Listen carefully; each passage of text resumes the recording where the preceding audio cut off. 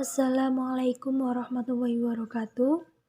Kami dari kelompok 5 akan mempresentasikan hasil diskusi kami mengenai sejarah peradaban dan pemikiran ekonomi pada periode kedua yang beranggotakan Muhammad Zukruful Jam'an, Dwi Febrianti, Lutfi Nurdiani, dan Muhammad Nur Ikhwan.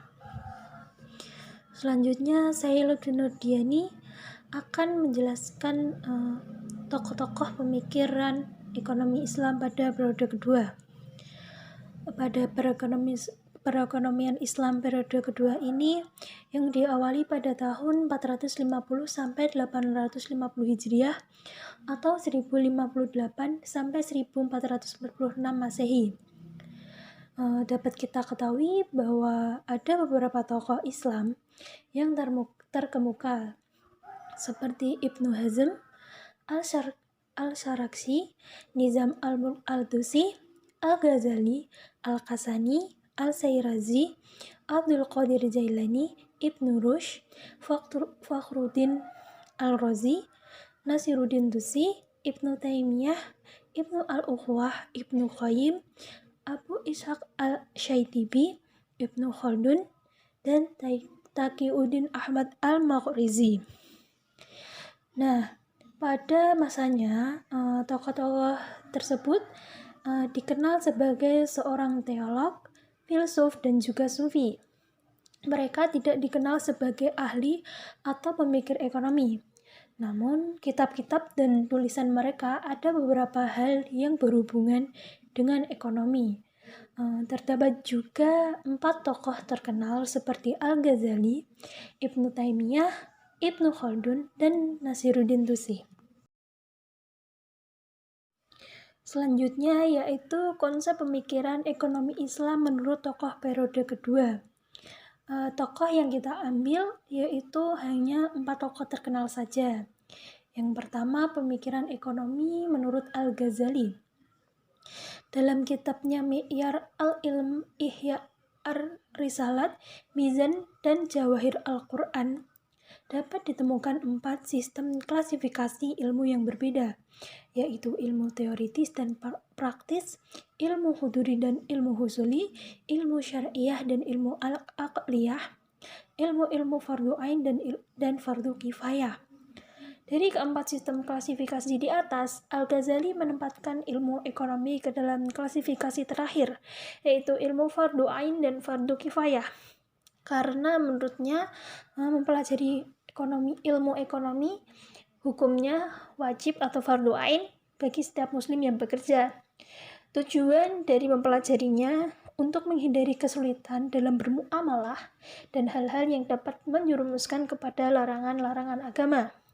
Pemikiran ekonomi Al-Ghazali dalam kitab Ihya dapat dinilai dari 3 konstruktur nalar yang dibutuhkan untuk memahami isi Ihya, yaitu nalar syariah untuk membahas ekonomi Islam dan aspek legal formal ekonomi Islam, nalar falsafiyah berbicara pada aspek normatif dan aspek transendensi ekonomi Islam. Penggunaan ketiga nalar tersebut dalam membahas ekonomi Islam sejalan dengan konstruksi ekonomi Islam yang sedang dibangun saat ini, bahkan lebih menyentuh pada aspek yang fundamental. Lalu dalam ekonomi, Al-Ghazali menggunakan istilah ilm al-kasab, ilm al-uqud, dan iqtisad. Meskipun menggunakan istilah iqtisad, namun lebih dekat dengan arti istilah ekonomi.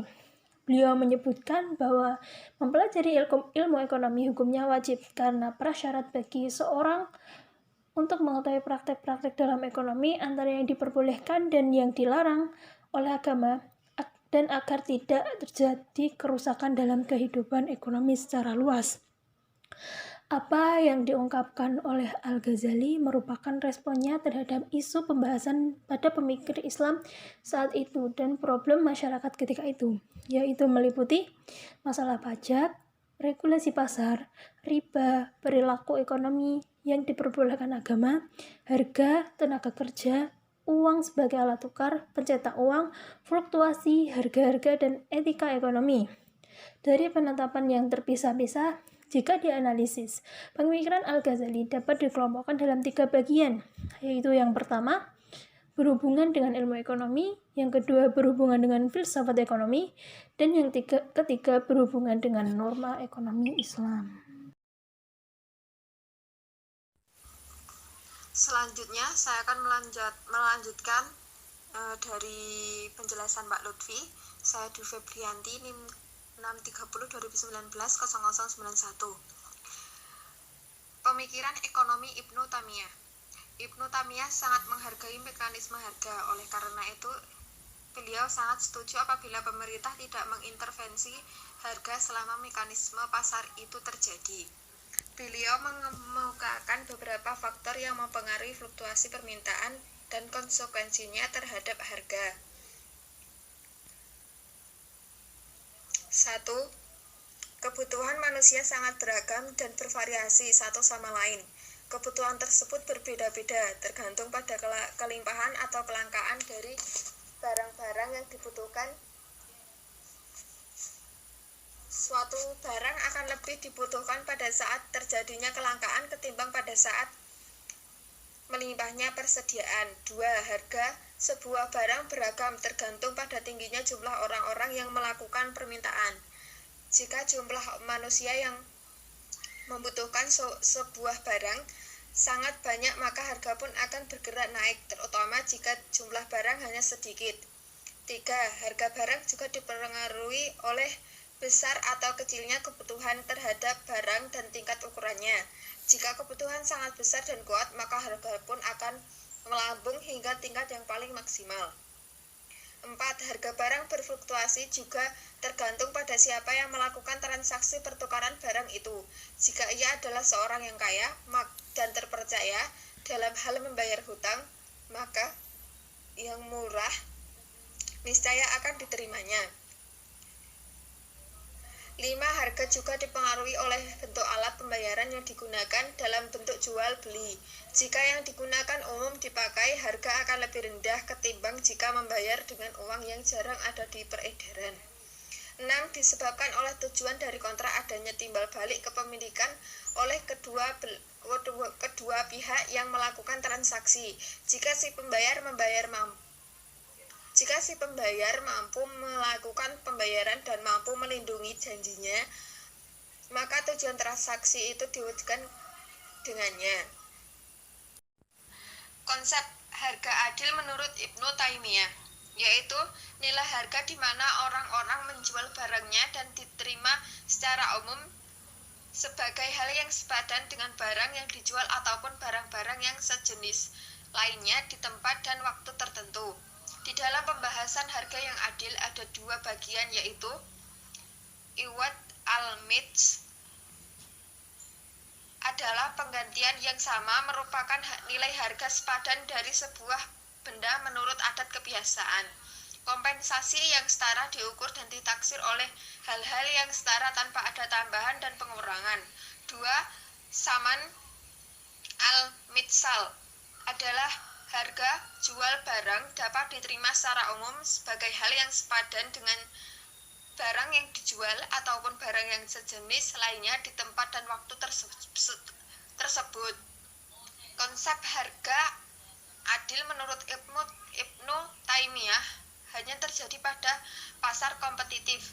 Tidak ada peraturan yang mengganggu keseimbangan harga kecuali jika terjadi suatu usaha-usaha yang mengganggu keseimbangan, yaitu kondisi di mana semua faktor produksi digunakan secara optimal dan tidak ada ideal.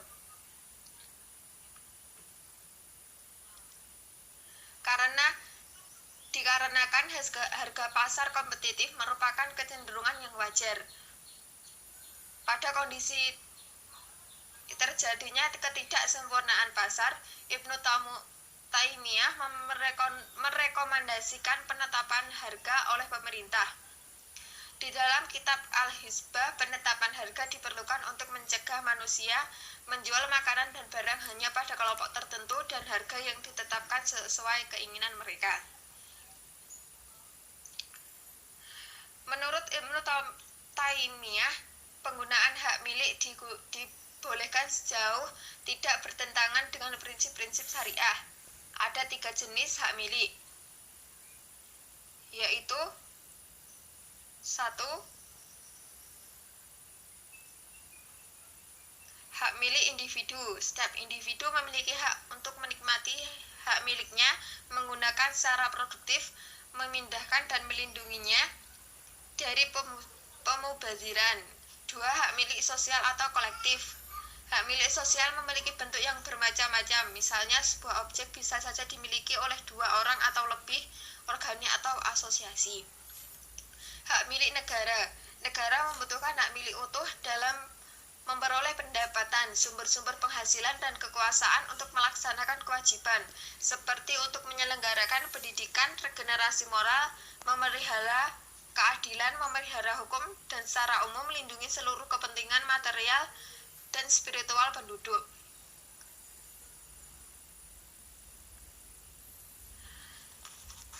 Peran pemerintah dalam kebijakan ekonomi seperti halnya pada pemikir Islam lainnya mengatakan bahwa pemerintah merupakan institusi yang sangat dibutuhkan. Ia memberi 2 alasan dalam menetapkan negara dan kepemimpinan negara seperti apa adanya. Tujuan dari sebuah pemerintah, yaitu tujuan terbesar dari negara, adalah mengajak penduduknya melaksanakan kebaikan dan mencegah mereka berbuat mungkar dengan cara menghilangkan kemiskinan, regulasi harga, dan kebijakan moneter. Saya Muhammad Ridwan akan meneruskan presentasi dari Mbak Dwi. Yang selanjutnya adalah pemikiran ekonomi menurut Ibnu Khaldun. Ibnu Khaldun sendiri telah membuat buku atau kitab yang berjudul Al-Muqaddimah yang mencakup berbagai ilmu dalam kehidupan manusia. Contohnya seperti diskusi ekonomi, sosiologi, dan ilmu politik.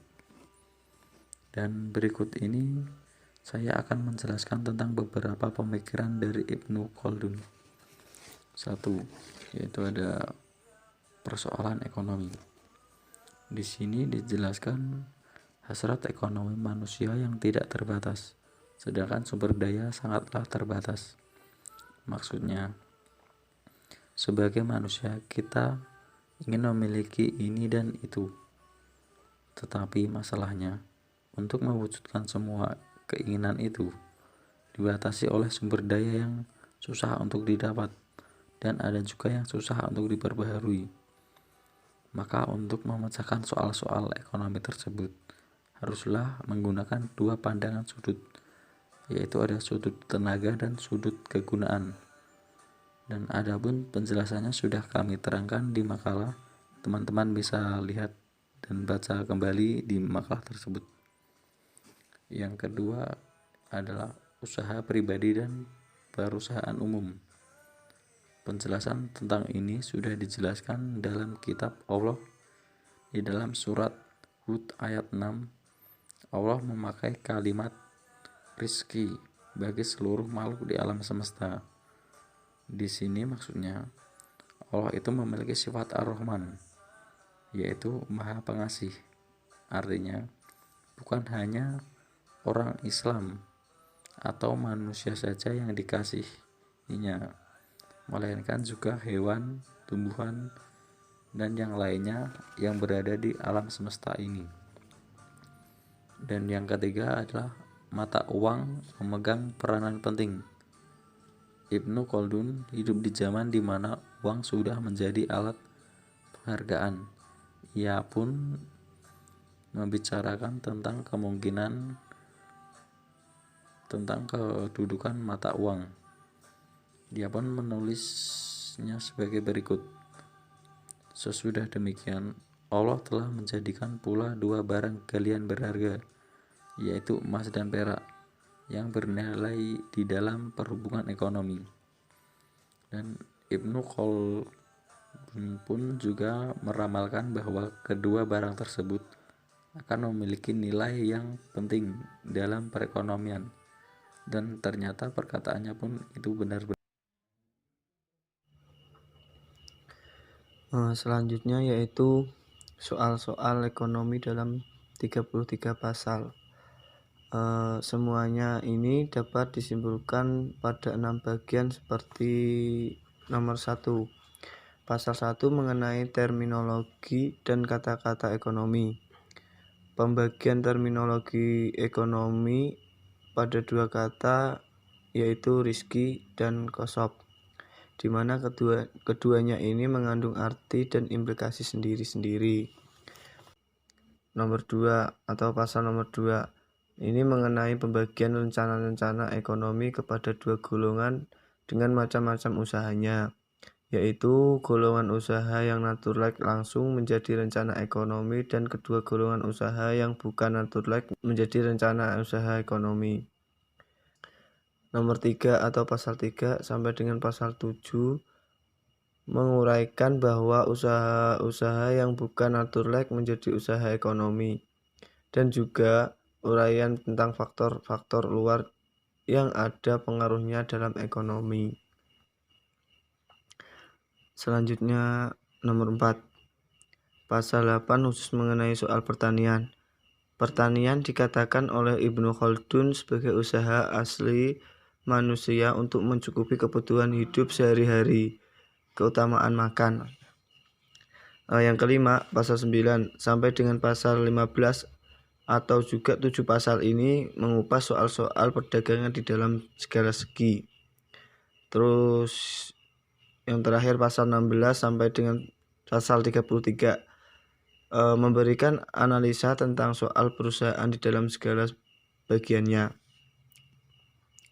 Lanjut ke slide selanjutnya, yaitu pemikiran ekonomi menurut Nasiruddin At-Tusi. Julukannya yaitu Laqab.